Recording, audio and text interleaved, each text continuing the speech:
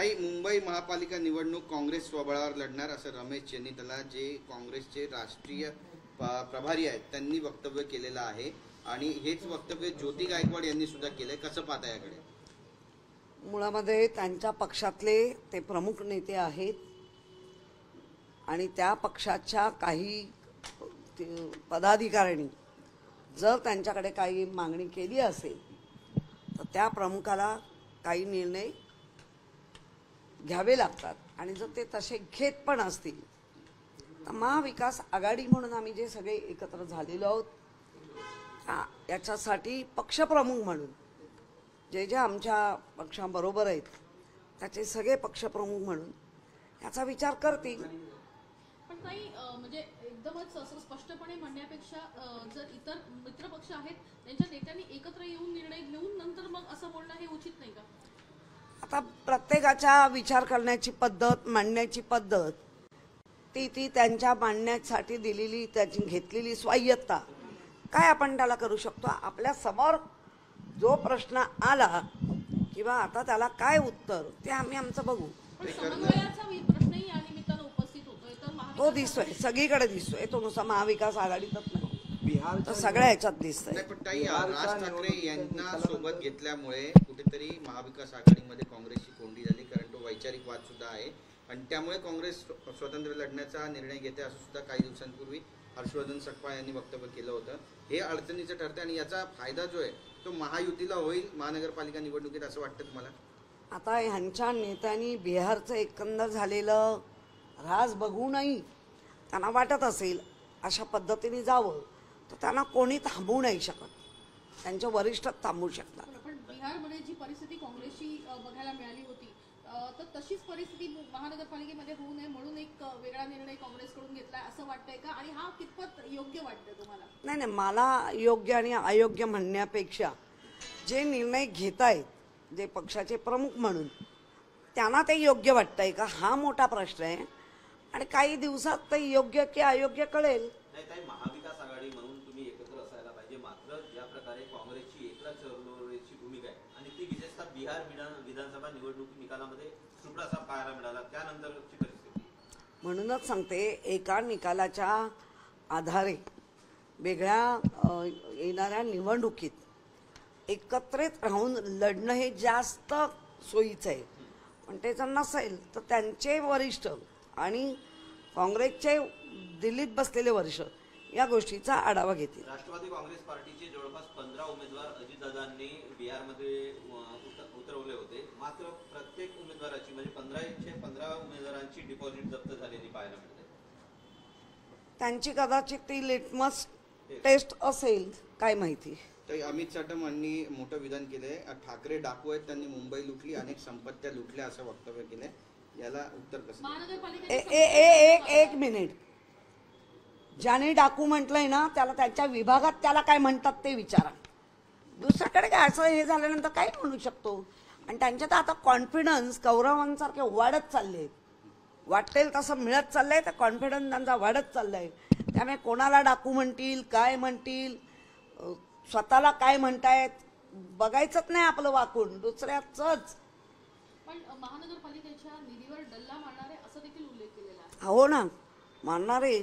2022 ते आत्तापर्यंत तुम्ही जे ठेवी काढून काय डल्ले मारले, का श्रीखंड खाल्ले, काय काय केले ते लोक बघतायत. आमचे डल्ले असते तर आम्ही 90,000 कोटीपर्यंत FD ठेवल्या नसत्या. बिहार विधानसभा निवडणुकानंतर स्थानिक स्वराज्य संस्थांच्या निवडणुका होऊन राहतात महाराष्ट्रामध्ये, या निकालाचा महाराष्ट्रावर काही परिणाम जाणवेल असं तर वाटतं तुम्हाला? हो, बऱ्यापैकी जाणवेल की मराठी माणसाला ह्या निकालामुळे कसा अधिक उद्ध्वस्त करतील, म्हणून मराठी माणसं किंवा इथे राहणारी जी अदर भाषिक पण एक होतील आणि लढतील. मुख्यमंत्री देवेंद्र फडणवीस यांनी एक वक्तव्य केले की मुंबईचा महापौर हा महायुतीचा असेल, आमच्यात भांडण लावण्याचा प्रयत्न करू नका. ठीक आहे ना, करा. ओके. अमित साटम असं पण म्हणतायत की मुंबई कुणाची जहागीरदारी नाहीये.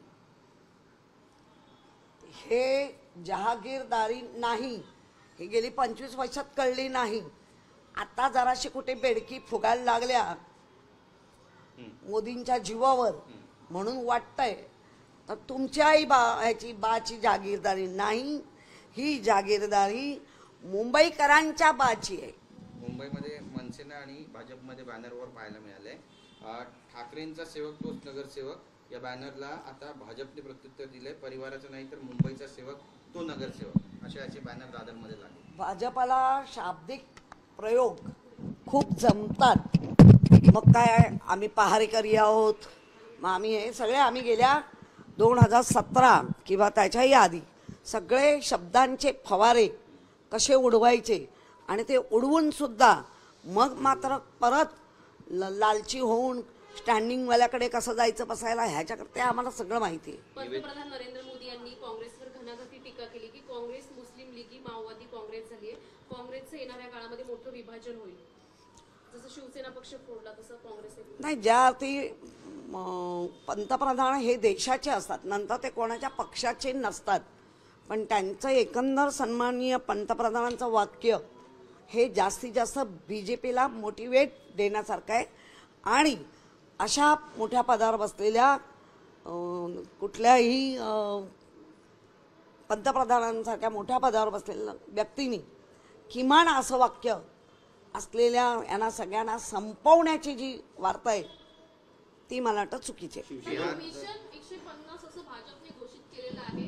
दुसरीकडे महायुतीमधल्या मित्रपक्षांना त्या ठिकाणी ग्राह्य धरलेलं बघायला मिळत नाही. ते महायुती आणि त्यांचे कोण आहेत ते बघून घेतील. मिशन 400 पार पण होतं, तर मिशन 229 वर आणून ठेवलं. त्यामुळे मुंबईकर आहेत, मुंबईकर बघतील मिशन चालवायची की मिशन बंद करून टाकायची. साहेब, बिहार निवडणुकानंतर निवेदिता सराफ यांचं वक्तव्य समोर आलंय, ज्याने अनेकांच्या भुवया उंचावल्या. त्या म्हणतायत की मी भाजपची कट्टर फॅन आहे, या निवडणुकीचा निकाल पाहून मला फार आनंद झाला. मला ना या अभिनेत्र्यांवर काही बोलायचं नाही, कारण त्यांचं जिथे पान लागलेलं असतं तिथे आपली पत्रावळ घुसवण्यामध्ये माहीर आहे. ताई, असं वाटतं की कलाकार जेव्हा गरज असतात तेव्हा ठाकरेंकडे मोठ्या प्रमाणात बघायला मिळतात किंवा स्क्रीनची गोष्ट असते त्यावेळेस मोठ्या प्रमाणात असतात, मात्र जेव्हा निवडणुकीच्या नंतरच्या प्रतिक्रिया असतात त्या आश्चर्यकारक. एक सगळेच कलाकार नाही आहेत, पण ज्या कलाकारांना काही दिलं गेलं, सांगून दिलं गेलं, अधिक कलाकार पण होते पण त्यांना डावलून दिलं गेलं, मग ह्यांना बोललंच पाहिजे. आता ती निवेदिता ना सराफ, अजून त्यांना काहीतरी हवं असेल, हवं असल्याशिवाय काय बोलणारच नाही. त्या काय हे म्हणून नाही. टेंभुर्णे इथे एका हॉटेलच्या मालकाने अक्षरशः नग्न करून त्यांच्या मॅनेजरला मारलंय आणि तो व्हिडिओ प्रसारमाध्यमात खूप मोठ्या प्रमाणात व्हायरल होतो आहे. एकूण खूप मोठ्या प्रमाणात अशी मारहाण झाल्याचं समोर येतं आहे. लोखंडी रॉडने स्टाफच्या समोर मारहाण केलेली आहे, त्याचं पाहता येईल. काय बघायचं? गृहमंत्रीला विचारा हे काय पाहताय, आम्ही काय बघायचं? आमच्याकडे काय कायदा, आम्ही संताप व्यक्त करतो, दुःख व्यक्त करतो, याच्या पलीकडे काय आपल्याकडे? काही महाराष्ट्रात बिबट्याची दहशत वाढते, कसं पाहता? काल पण नाशकात बिबट्या घुसला होता, अनेकांना जखमी केलं त्याने, आणि गिरीश महाजन स्वतः ग्राउंड झिरोवर उतरले त्या ठिकाणी बिबट्या पकडायला. नाही, गिरीश हुशार आहेत, त्यांना माहिती आहे बिबट्या पूर्वेला गेलाय. मग आपण बिबट्या पूर्वेला आहे, मग आपण जरा आपण दक्षिणेला घुसूया आणि आम्ही ग्राउंड लेवलला हुशार आहे. हे बिबट्या महाराष्ट्राला त्रास का देतात तुम्हाला काय वाटतं? महाराष्ट्राचाच वाघ पळवलाय, त्यामुळे ते बिबटे चिडले, अरे असं कसं करतात. शिवसेनेची पूर्ण तयारी एकूणच स्थानिक स्वराज्य निवडणुकीसाठी झालेली आहे का? मुंबईसाठी शिवसेनेचा नारा काय असेल? ह्या नाऱ्याचं आत्ता आमच्याकडे आज किंवा उद्या 2-3 गोष्टी, मागच्या वेळेला तर आदित्याने तो नारा दिलेलाच आहे, त्याच नाऱ्याला पुढे घेऊन जातो. एक शेवटचा प्रश्न, आणि शुभ बोल नाऱ्याचा आहे. देश विदेशातील प्रत्येक घडामोडींचे लाईव्ह अपडेट मिळवण्यासाठी आता साम टीव्हीच्या सर्व सोशल मीडिया प्लॅटफॉर्मला लाईक, फॉलो आणि सबस्क्राईब करा. तसंच सर्व नोटिफिकेशनसाठी बेल आयकॉन प्रेस करायला विसरू नका.